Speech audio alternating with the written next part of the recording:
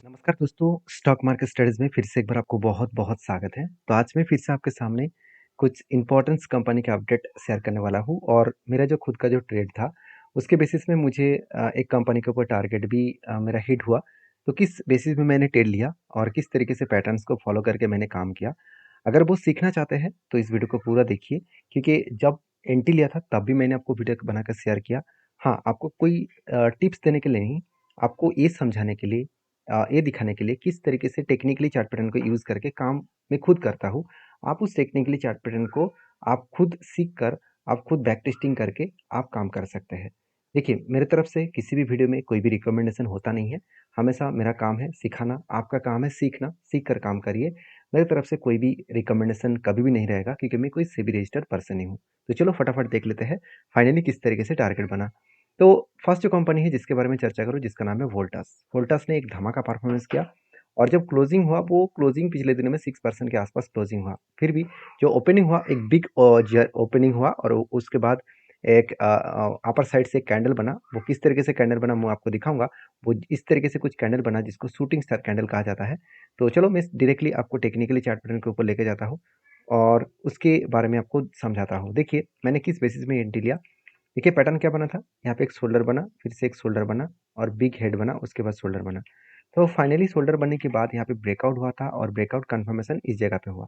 तो कंफर्मेशन होने के बाद देखिए कंपनी इसी जगह पे एंट्री मेरा था और जब रिटेस्ट किया तो उसके बाद धीरे धीरे करके वो एक अच्छा खासा टारगेट अचीव किया। और मैंने ऐसे नहीं सोचा था कि डायरेक्टली 1223 रुपीज़ से डायरेक्टली जंप करके 1400 तक जाएगा। तो इतना लंबा जंप ऐसे एक दिन में देखने को मिलेगा ऐसे मैंने सोचा नहीं था। शानदार तरीके से जंप हुआ और आप देख सकते हैं ऊपर साइड से एक शूटिंग स्टार जैसे कैंडल बना। तो इस शूटिंग स्टार कैंडल बहुत सेलिंग प्रेशर होता है, मतलब इस तरीके से कैंडल से होता क्या है, कंपनी के ऊपर यहाँ से लगातार गिरावट का माहौल भी देखने को मिल सकता है। देखिए इसका कोई 100% गारंटी नहीं है। तो बहुत बार मैंने इसको फॉलो अप किया और मैंने देखा कि जब भी कुछ इस तरीके से पैटर्न्स बनते हैं तो वहाँ से करेक्शन होने का चांसेस होता है। अब इस तरीके से पैटर्न्स क्यों बना वो पहले समझ लीजिए।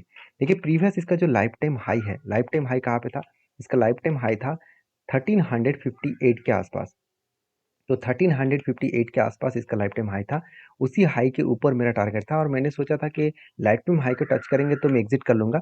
मगर डायरेक्टली वो इसका जो टारगेट था, जो लेवल का एंट्री लेवल बना था और टारगेट था, इसी टारगेट में जाकर टच करके वापस आ रहा है। तो कहने का मतलब है कि मैं बार-बार बोलता हूँ इस तरीके से पैटर्न्स को बड़े-बड़े इंस्टीट्यूशन, बड़े-बड़े इन्वेस्टर फॉलो करके चलते हैं। तो प्लीज़ इस तरीके से पैटर्न्स को सीखिए। मैं ये नहीं कहूँगा कि मैं जब भी एंट्री ले रहा हूँ, जब मैं आपके साथ शेयर करूँ, आप भी एंट्री लें। आप प्लीज़ ऐसे मत करिए क्योंकि अगर आप ऐसे कर रहे हैं तो लॉसेस होगा तो आपको ही झेलना पड़ेगा, प्रॉफ़िट होगा तो आपका ही होगा। तो इसका मतलब आप आपके रिस्क के हिसाब से रिस्क लीजिए, मैं मेरे खुद के हिसाब से रिस्क ले रहा हूँ। तो चीज़ों को पहले समझिए, चीज़ों को पहले सीखिए। देखिए पैटर्न्स को सबसे पहले जानिए कि किस तरीके से पैटर्न्स को फ़ॉलो करके काम किया जाता है। तो यहाँ पे जो पैटर्न्स बना था वो बहुत शानदार पैटर्न्स है। इस पैटर्न्स को मैं बहुत ज़्यादा यूज़ करता हूँ। मैं 2 पैटर्न्स को सबसे ज़्यादा यूज़ करता हूँ, एक कफ विद हैंड पैटर्न्स और दूसरा हेड एंड शोल्डर पैटर्न जो यहाँ पे बना था। तो इस तरीके से पैटर्न्स के ऊपर बहुत शानदार प्रॉफिट देखने को मिल जाता है। और फाइनली इस तरीके से टारगेट होने के पीछे गैप अप में इसके पीछे एक रीज़न भी है। वो रीज़न मैं आपके साथ डिस्कशन करूँ, आप ध्यान दीजिएगा। वोल्टास के जो टारगेट प्राइस था वो रेज़ किया गया था 1450 तक, मतलब 1400 तक तो टच करके नीचे आया और इसका टारगेट रखा गया है 1450 के आसपास। और एक्चुअली न इसका टारगेट किसने दिया? निमुरा ने दिया। तो सॉरी, नमूरा ने दिया। नमूरा एक बहुत बड़ा इंस्टीट्यूशन है जो बहुत टाइम जो टारगेट देता है। मैं बहुत बार इसको फॉलो करके भी दिखा हूँ। हाँ, मैंने इसके बेसिस में कभी एंट्री नहीं लिया। मैं उसको वॉच करके रखता हूँ कि उन्होंने जो टारगेट रखा है क्या सही में वो टारगेट तक जाते हैं। देखिए हर किसी का अलग-अलग ओपिनियन के बेसिस में टारगेट होते हैं। मैं हाँ, सिर्फ वॉच करता हूँ। तो नमूरा का टारगेट है 1450 और मेरा टारगेट था 1400 के आसपास। तो मेरा टारगेट तो हो चुके हैं और मैं एग्ज़िट भी कर चुका हूँ। तो कहने का मतलब है कि वोल्टास जैसे कंपनी बहुत शानदार है। तो इसके लिए आपको इस कंपनी के ऊपर एक बार स्टडी करके, रिसर्च करके कुछ काम करना चाहिए क्योंकि कंपनी टाटा ग्रुप के साथ जुड़े हुए कंपनी से तो एक बेस्ट तरीके से कंपनी है। तो सारी चीज़ों को आप समझ कर काम करिएगा। तो नेक्स्ट जब एनटी कोई बनेगा तो मैं ज़रूर आपके साथ शेयर करूँगा। नेक्स्ट जो कंपनी है उसके बारे में बात करूँ, उसका नाम है मारुति सुजुकी। देखिए ऑटो सेक्टर में तो एक धमाका परफॉर्मेंस देखने को मिला है। सिर्फ मारुति के ऊपर नहीं, आप किसी भी ऑटो सेक्टर को देख लीजिए। ज़्यादा से ज़्यादा ऑटो सेक्टर में एक मैसिव बुल रन आपको देखने को मिलेगा। उसके पीछे एक रीज़न भी है, वो मैं आपके साथ शेयर करूँगा। आप देखेंगे तो India's auto stocks hit record high. सिर्फ इंडिया के एक ऑटो सेक्टर नहीं, हर कोई ऑटो सेक्टर को रॉकेट तरह देखने को मिले। जैसे इसका इंडेक्स भी, ऑटो सेक्टर का जो इंडेक्स है वो भी 2% के आसपास पिछले दिनों में जाम हुआ था। मारुति 3.5%, आइशर मोटर 4.5%, महिंद्रा महिंद्रा 3%। तो इसका मतलब कोई भी ऑटो सेक्टर पीछे नहीं रहा, सारे रॉकेट की तरफ भागा। टोटल ऑटो सेक्टर 2% से भी ज़्यादा यहाँ पे रिकॉर्ड हाई बनाया और लाइफ टाइम हाई को भी ब्रेक कर रहा है। तो एक अलग लेवल का, क्योंकि देखिए निफ्टी लाइफ टाइम हाई को ब्रेक कर चुके हैं, निफ्टी 50 लाइफ टाइम हाई को ब्रेक कर चुके हैं, और निफ्टी बैंक निफ्टी भी लाइफ टाइम हाई को ब्रेक करने का कोशिश कर रहा है। तो हर कोई इंडेक्स अगर लाइफ टाइम हाई को ब्रेक कर रहा है, उसके साथ साथ गोल्ड भी ऊपर हो रहा है। क्योंकि मैं पिछले एक वीडियो में बताया था कि चाइना बहुत बहुत बहुत ज़्यादा गोल्ड खरीदारी कर रहा है, क्योंकि रियल एस्टेट का बिजनेस वो खत्म हो चुके हैं उस कंट्रीज में। तो जिसके चलते वो एसेट के ऊपर नहीं, अभी गोल्ड के ऊपर निवेश कर रहा है। तो इसके लिए गोल्ड लगातार भागते चले जा रहा है। तो मार्केट को समझ कर काम करिए। अगर आप सारी चीज़ों को नोटिस करेंगे, फोकस रखेंगे, तो आप इजी तरीके से पैसा बना सकते हैं। देखिए वही लोग पैसा बनाते हैं मार्केट से जो सारी चीज़ों को समझ कर काम करते हैं। ऐसे नहीं कि हर कोई व्यक्ति आएगा किसी भी जगह पे एंट्री ले लेंगे तो उसको पैसा बनेगा, ऐसे होगा नहीं। तो इसीलिए थोड़ा सा मेहनत तो आपको करना पड़ेगा। और हाँ, इसीलिए मैं बार-बार बोलता हूँ मेरे वीडियो को देखते रहिए, जहाँ पे आपको एक क्लियर कट अपडेट तो मिलेगा। हाँ, ऐसे नहीं कहूँगा कि मैं सारे अपडेट आपके साथ शेयर करूँगा। कुछ अपडेट्स आपको यहाँ पे मिले, कुछ अपडेट्स आपको अलग जगह से मिले। सारे अपडेट लेकर आप अगर काम करें, तो एक क्लियरिटी आपको मिलेगा कि हाँ, मैं क्या कर रहा हूँ और मुझे कौन-सा दिशा में जाना चाहिए।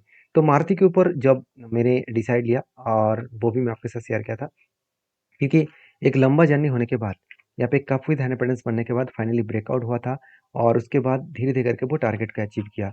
और नेक्स्ट एंट्री में आपको बताया था कि यहाँ पे एक रेंज क्रिएट हुआ था, और इस रेंज को जब ब्रेकआउट करेगा तो मैं फिर से एक बार एंट्री लेने वाला हूँ।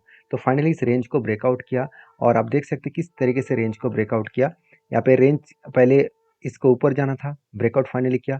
तो जब फाइनली ब्रेकआउट किया तब मैंने एंट्री लिया, और मेरा जो टारगेट है वो 1:3 रेशियो का टारगेट लेकर चल रहा हूँ। तो जो टारगेट निकल कर आ रहा है मेरा करीबन 1300 593, इस टारगेट तक मैं इंतज़ार करूँगा। और मैं देखना चाहता हूँ क्या इस टारगेट तक होगा कि नहीं होगा, क्योंकि मैं हमेशा 1:3 रेशियो का टारगेट लेकर चलता हूँ। 1% का लॉस और 3% का टारगेट लेकर चलता हूँ। ऐसे नहीं कहूँगा कि मैं हर टाइम प्रॉफिट मुझे हुआ है, कुछ टाइम लॉसेस भी हुआ। मगर लॉसेस होता है तो 1% का लॉसेस होता है, और प्रॉफिट होता है तो 3% का होता है। तो इसलिए मैं स्टेबल के साथ कंपनी के अगर फंडामेंटल ठीक हो तभी मैं इस तरीके से डिसीजन लेता हूँ। ऐसे नहीं कि बेकार कंपनी के ऊपर डिसीजन लेता हूँ। तो आपकी क्या राय है इस मारुति के ऊपर, जरूर मुझे कमेंट्स करके बताना। नेक्स्ट जो कंपनी है, और एक कंपनी जिसका नाम है इंडिगो।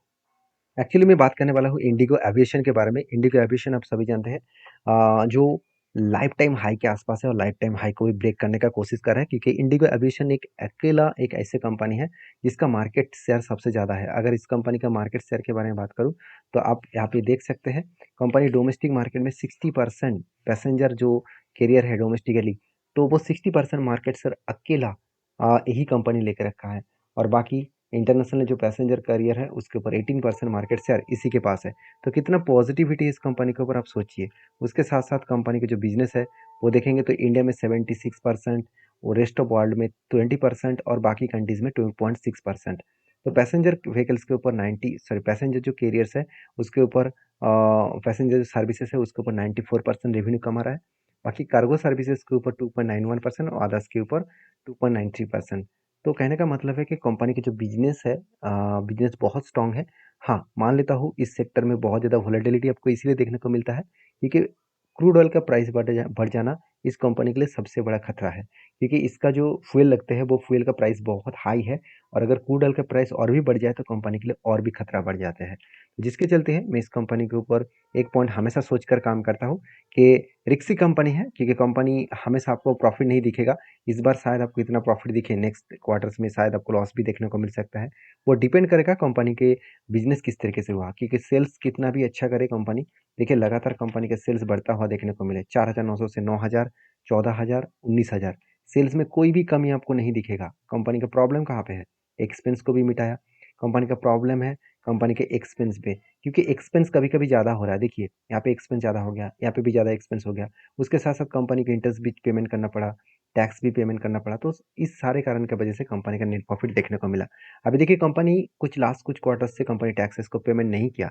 तो एक कंपनी के ऊपर एक वीकनेस पॉइंट है, क्योंकि टैक्स जब पेमेंट करना पड़ेगा तो प्रॉफिट मार्जिन और भी खत्म हो जाएगा। तो सारी चीज़ों को देखकर काम करिए। फिर भी इस कंपनी के ऊपर इंस्टीट्यूशन तो तगड़ा माल खरीद के रखा है, चाहे एफएस हो, चाहे डीएस हो, चाहे पब्लिक्स हो। तो हर कोई व्यक्ति ने इस कंपनी के ऊपर अच्छा खासा खरीदारी करके रखे हैं। तो सारी चीज़ों को समझ कर, सीख कर काम करिए। और रही बात इस कंपनी के टेक्निकली चार्ट पैटर्न्स का, तो फाइनली इस कंपनी के ऊपर मेरा एक ट्रेड बना था, जो यहाँ पे मैंने ट्रेड लिया। और जिस तरीके से ट्रेड यहाँ पे बना है, तो एक रेंज बना, उसके बाद फाइनली ब्रेकआउट हो, उसके बाद देखिए धीरे-धीरे करके ऊपर जा रहा है। मैं हमेशा आपको एक चीज़ को बार-बार बोलता हूँ कि आपको जब भी ट्रेड आप लेने वाले हो, तो पहले आपका कन्विक्शन होना चाहिए कि हाँ, मैंने ट्रेड क्यों लिया, किस बेसिस में लिया। बाकी आपकी क्या राय है, ज़रूर मुझे कमेंट्स करना। और ये वीडियो टोटली एजुकेशन पर्पस में था। प्लीज़ आपके रिस्क के हिसाब से, आपके एडवाइज़र के हिसाब से काम करिए। मिलते हैं नेक्स्ट वीडियो में, तब तक के लिए धन्यवाद।